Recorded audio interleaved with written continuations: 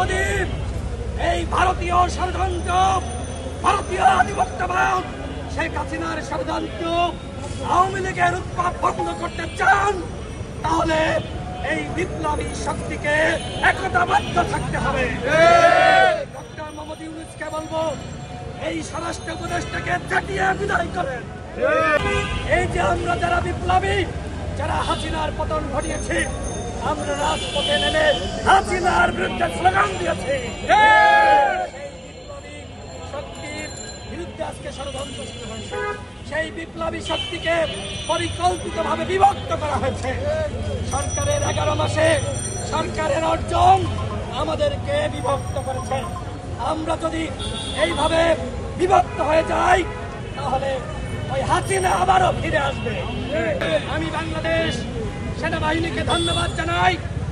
সেনাবাহিনী এনসিপির শীর্ষ নেতৃবৃন্দকে সেনাবাহিনীর এপিসিতে করে রক্ষা করেছে। আমরা গণ অধিকার পরিষদের পক্ষ থেকে শুরু থেকেই বলে আসছিলাম, এনসিপির যে সকল নেতৃবৃন্দ আক্রান্ত হয়েছে, শহীদ আক্তার, হাসনাত এবং সার্ভিস থেকে শুরু করে যারা, এবং একই সাথে যে সকল নারী নেত্রীরা আমরা দেখেছি ফেসবুকে তারা আত্মচিৎকার করছে, ফেসবুকে পোস্ট করছে, আমরা তাদের সহযোদ্ধা হিসেবে তাদের পাশে দাঁড়িয়েছি। গণ অধিকার পরিষদ মনে করে আমরা যারা এই জুলাইয়ের শক্তি, আমাদের ভিতরে একতা থাকতে হবে। আমি এই সেনাবাহিনীকে ধন্যবাদ জানাচ্ছি।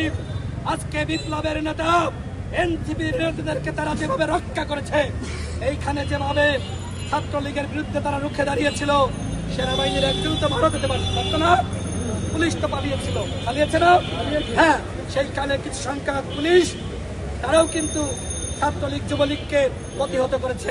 কিন্তু ওই যে আইন উপদেষ্টা বলেছিল না, পুলিশের মধ্যে 80% আওয়ামী লীগের, ছাত্রলীগের, আজকে গোপালগঞ্জে প্রমাণিত হয়েছে ওই 80% তারা আজকে চুপ ছিল, তারা আজকে পালিয়েছে, আর 20% ওই ছাত্রলীগ যুবলীগকে প্রতিহত করেছে। সুতরাং সরকারকে বলবো, অনতিবিলম্বে পুলিশের পুনর্গঠন করুন।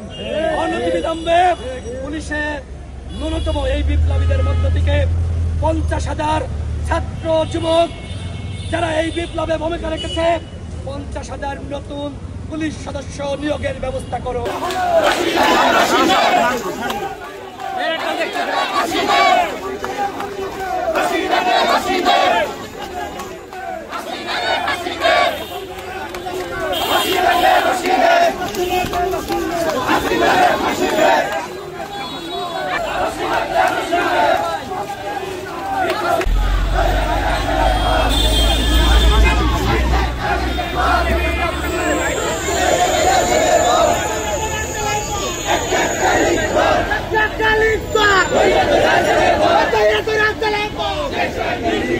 Come on!